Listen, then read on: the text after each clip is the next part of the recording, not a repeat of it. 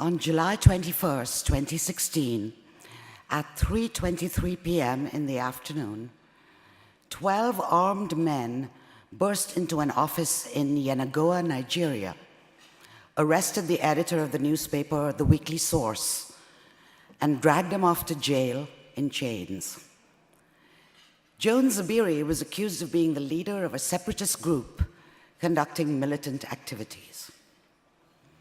He languished in jail for 2 years with no charges, no access to a lawyer, no access to his family or friends, no access to a doctor. I was tortured, beaten to obtain information, he said.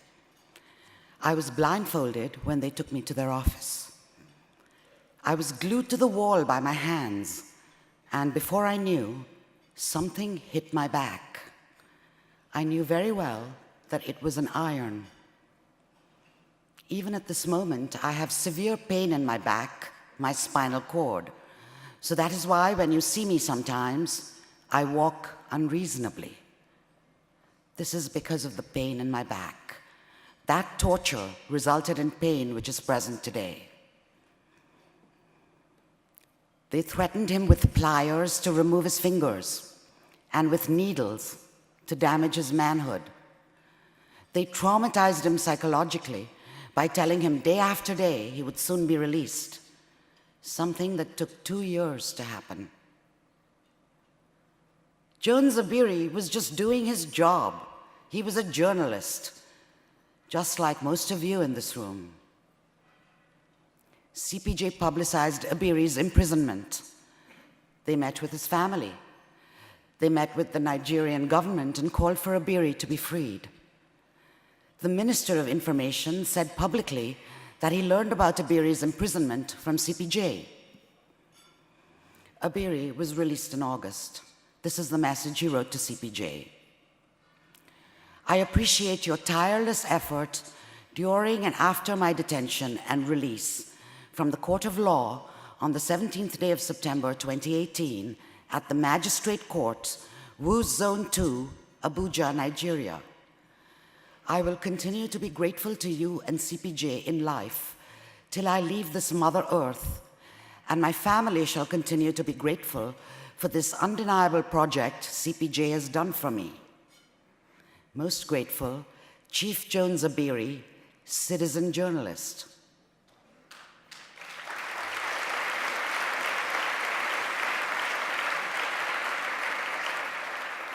Mr. Abiri is back to work at the Weekly Source. But not all these incidents turn out well. As we sit here today, at least 45 journalists have been killed this year alone. 262 journalists are incarcerated that we know about, jailed on anti-state laws, retaliatory allegations, and fake news charges. 60 are missing. But there is good news. We are so thankful that Ahmed Abba and Dondup Wangchen are here with us today after spending so many years behind bars.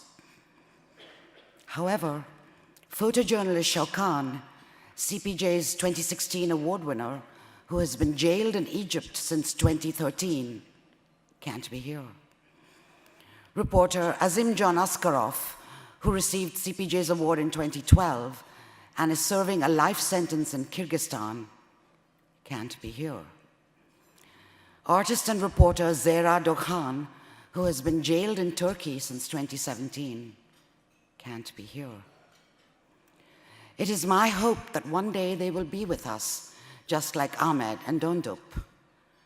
But until then, let us not forget the price that they and many others are still paying simply for reporting the news.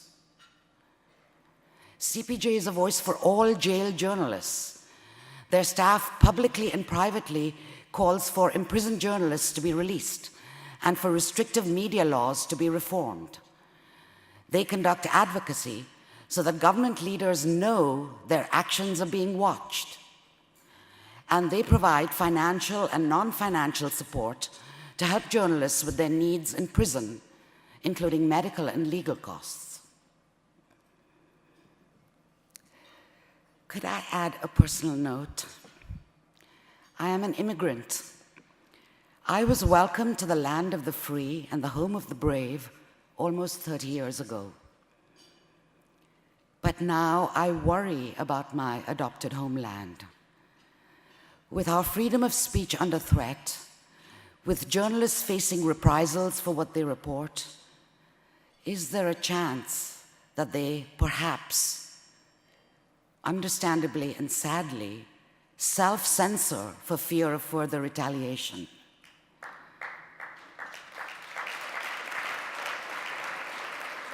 Are we less free and less brave? Are we still that same country that embraced me all those years ago? I'm desperate to know what everyone is thinking. Because of their dedication to the safety of journalists, the Hollywood Foreign Press Association was honored to grant $1 million to CPJ at our last Golden Globes in January. And I am honored to represent the membership here today.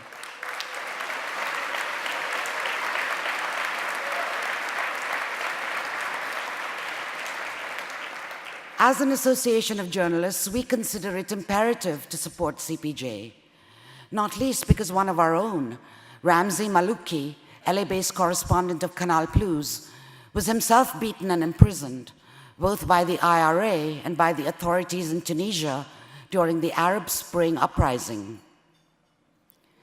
Besides our support for CPJ, the HFPA is proud of so many other philanthropic efforts. License fees from the Golden Globes are used to support our 78 grantees.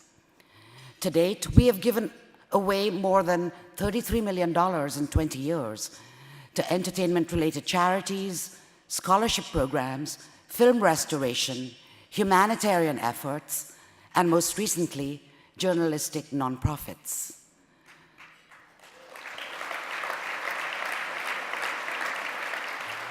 This year alone, we have granted another $1 million to the International Consortium of Investigative Journalists.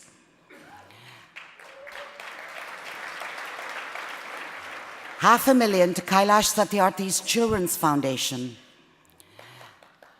and $250,000 to RICES, the organization that reunites children with their families separated at the border.